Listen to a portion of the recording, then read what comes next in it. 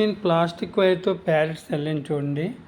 Parrots and రామచిలుకలు ఇవి ఏ విధంగా ఉన్నాయి చూడండి. చూడండి, ఇది చూసారా? ప్లాస్టిక్ వైర్తో అల్లిన రామచిలుక.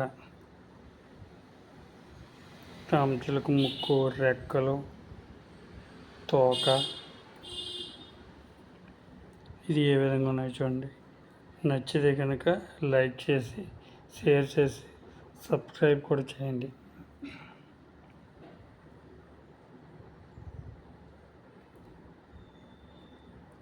ఇక చూసారా ప్యారెట్ ఎలా ఉందో? రామచిలుక.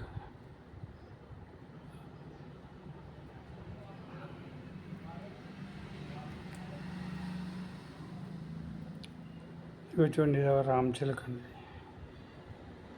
ఏ విధంగా ఉన్నాయి చూడండి. నచ్చితే కనుక లైక్ చేసి షేర్ చేయండి. ఓకేనండి.